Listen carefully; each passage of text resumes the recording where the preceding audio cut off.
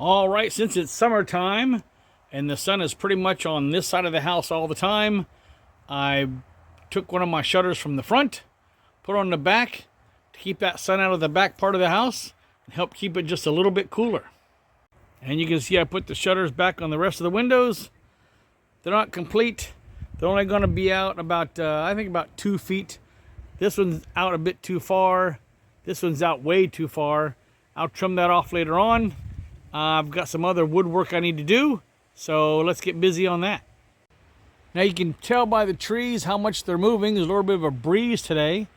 Lucky for me, the trees are around, so it slows the wind down.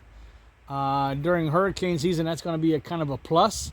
But anyway, since I'm working on the Comet and the Jeep at the same time, I'm going to take this sunscreen and build a temporary frame over top of the Jeep, because I have a lot more work to do on the framework than I do on the Comet.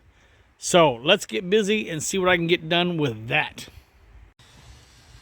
Well, there you go. I have my basic framework set up. Have my center beam. I have my hangers on the 4 corners. I want to put the hangers on with screws. Put the 2x4s in the hangers.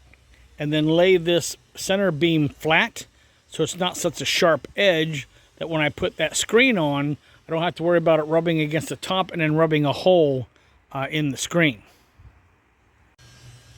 Now here are the scrap 2x4s. Before, you can see where I've had them in the ground about 1.5 feet, just for stability. I don't think I'm going to do that this time. I think I'm going to cut these boards back to 6 feet. That'll give me more than enough space to work underneath the cover. And this way, it's a lot less work. And when I'm finished and I want to take it down and move it, I don't have to worry about filling in the holes. Maybe I'll take some blocks, tie some strings to it, and hold it down that way. We'll see what happens. Now, when I build anything like the Comet Cave, I always like to use screws. Why? Because screws are not permanent like nails. So if the bill collector, building inspector, bean counter comes by and tries to tax me on having a structure and ask me where the work permit is, I can tell them that it is not a permanent structure, it's temporary, and it's all put together with screws and can be taken apart within an hour. Even that building, I could probably have it apart, right about an hour. But anyway, let's get on with what I'm going to be doing. Let me go find my box of screws and start putting this stuff together. All right, this will be the final video for this episode of Max Street Garage. This 4-hour ordeal with scrap wood, scrap screws, and scrap joist hangers. I think I did okay.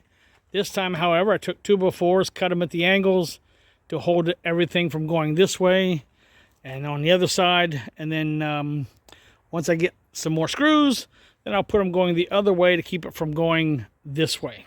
All right. But this is all I need for right now. I just need something to get out of the sun.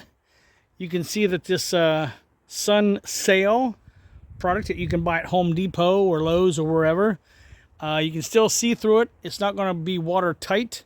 It's not going to be waterproof. And then come down here. This is the cheaper stuff. You can see almost directly through that. That'll still give me some shade though.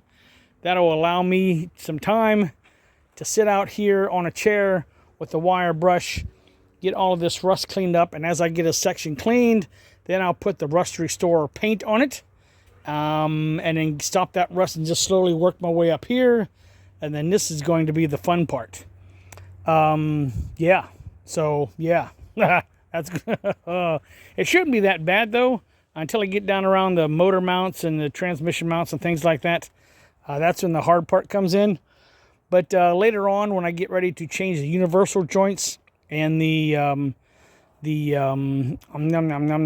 mounts, I'll be able to take all of that apart, and I'll be able to get much more detail into that with the wire brush.